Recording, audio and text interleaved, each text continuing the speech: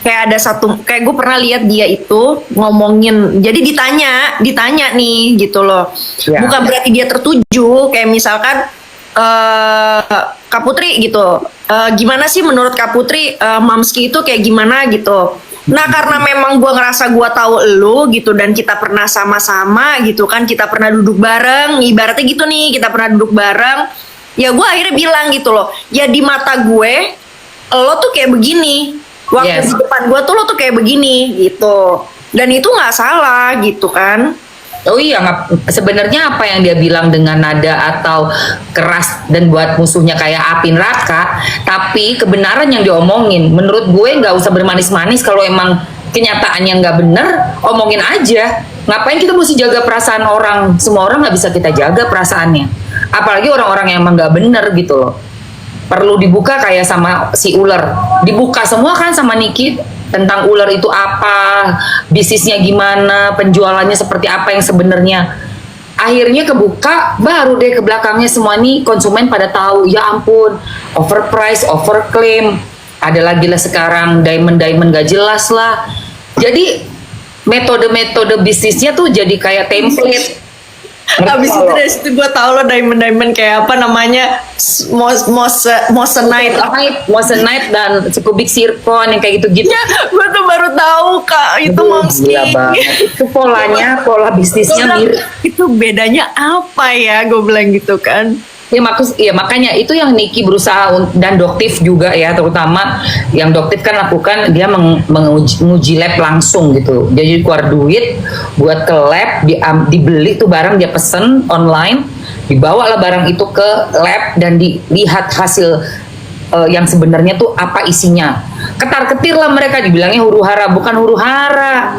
Hanya suatu kebenaran memang harus diungkap dan harus ada perbaikan untuk produk-produk kita supaya ya penjualan kita juga mendapat kepercayaan. Kalau udah nggak percaya kan di pasar market dagang kita ini juga jadinya rugi loh kita, say. Kenapa? Untuk mendapatkan pelanggan atau customers yang loyal, itu mereka harus udah trust, mereka repeat order, karena ya kepercaya sama kita. Kalau dihancurin sama orang-orang kayak gitu, Bu, mereka pengen cepet kaya dalam waktu 4 tahun, pengen cepet-cepet turut. Ternyata orang ada yang gimana mukanya, nggak ada hasilnya, jadi mikir produk ini kok kayak abal-abal. Ternyata bener lagi, dites abal-abal, dampaknya ke semua produk. Nggak bener produk sini gitu loh. Begitu Coba gue bingung ya Kak. iya.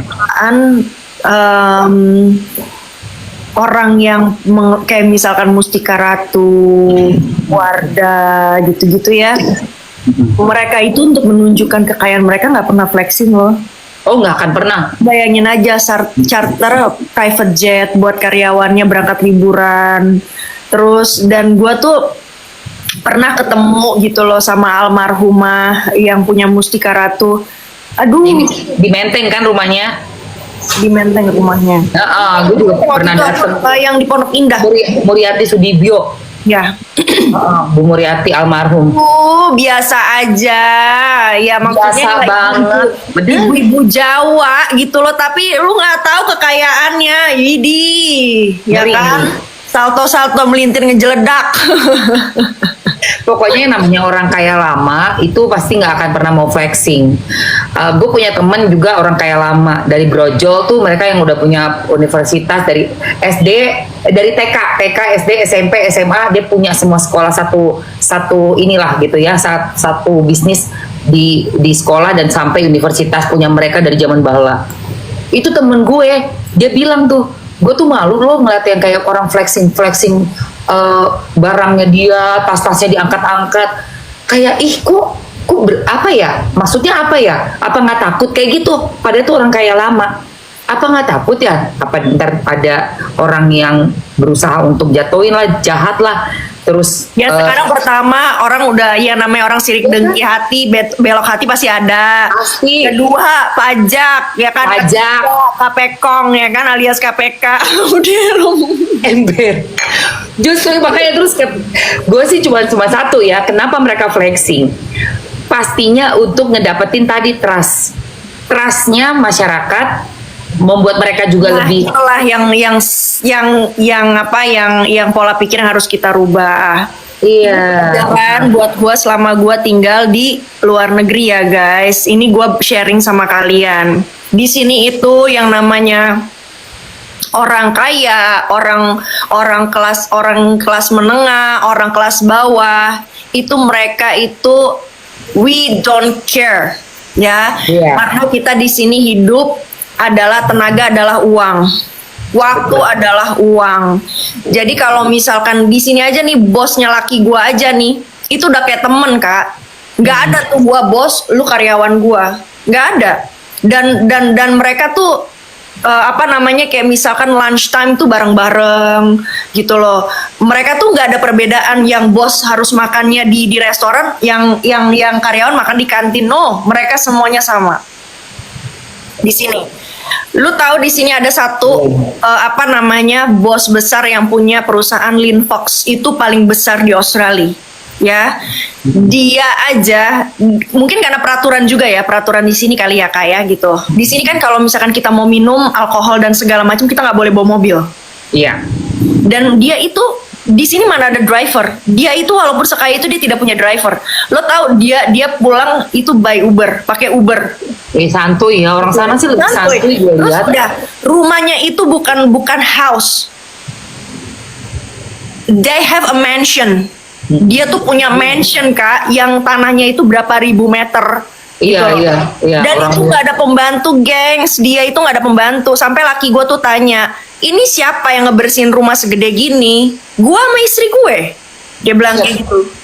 Terus dia bilang, terus tanah lo seluas ini kata dia. Maksudnya kan halaman gede banget Kak, gitu loh, bener-bener mansion gitu kan.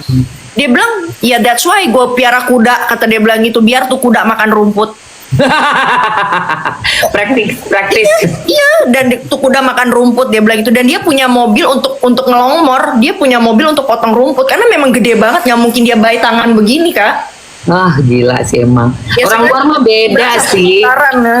Gak norak nih Briana di Amerika. Thank you Briana. Dan itu makanya gue belajar kayak lu kalau di Jakarta lu pakai pakaian dari ibaratnya nih sepatu lo Louis Vuitton ya kan, celana jeans lo Burberry, baju lo apa namanya baju lo Gucci, tas lo Hermes gitu kan ya, berlian Semua tuh komplit. ya pokoknya komplit lah ya, Komplit. branded dari atas sampai bawah. Langsung tuh dilihat, gila ya kaya banget ya tuh orang. Lu mau pakai itu di sini nggak akan ditengok. Nggak akan ditengok. Nggak akan ditengok sama orang sini. Jadi mereka udah biasa, biasa yaudah itu style lo ngerasa mampu silakan lo pakai. Kalau Iya. enggak ya udah gitu loh. Dan di sini tas-tas branded kayak begitu dipakainya tuh udah kayak mau apa namanya, udah kayak udah Tiap bukan hari. dipakai Iya. harian, terus udah gitu Iya. dipakai. Lu bayangin aja gue berangkat tuh ke pasar di sini ya. Mereka ada yang pakai Chanel Le Boy, terus ada yang pakai tas Hermes tuh, tas Hermes yang apa namanya, yang Lindy itu dipakai buat ke pasar. Iya ember. Jadi di sini bukan masalah brand, di sini bukan masalah harga, di sini masalah ya udah kalau lucu mereka beli. Emang sih beda banget. Kalau yang ada di sosmed kan dipakai flexing itu untuk bikin orang trust. Jadi mereka bisa jualan apapun, mau dinaik-naikin harganya, terus ditipu-tipuin isinya juga masyarakat beli. Saking udah ngelihat, oh ini orang kaya banget nih. Tiap hari kan flexing, Bo. Mobilnya, rumahnya, tempat tidurnya, kamar tidur, kamar mandi, terus ruang apa untuk walk-in closetnya itu dengan tas-tasnya kayak lagi ngebersih-bersihin, iniin. Jadi gue lihat, oh ini ada trik memang. Triknya mereka untuk memperlihatkan betapa kayanya gue, berarti produk gue ini produk jaminan. Makanya kayak brand gue, lu harus beli karena ini brand orang kaya. Lo dengan brand gue ini lo juga bagian dari orang-orang yang high class lo kayak gue. Nggak taunya Rata nggak perlu kayak begitu tuh, tajir-tajir melintir aja punya gedung. makanya Wardah aja nggak perlu begitu-begitu aja tuh laku tuh barangnya ada di seluruh Indonesia. exactly karena apa barangnya Wardah kan memang benar-benar dipakai ada hasil. Ratu yang tradisional Iya. juga ya kan. Iya. Gue kalau ngurut gue pakai itunya dia tuh, olive oilnya dia tuh, Mustika Ratu tuh. Benar. Iya. Gue Jadi bingung banget deh. mereka nggak perlu flexing, buktinya laku-laku aja barangnya. Exactly. Ya itu kalau memang pengusaha yang benar-benar say.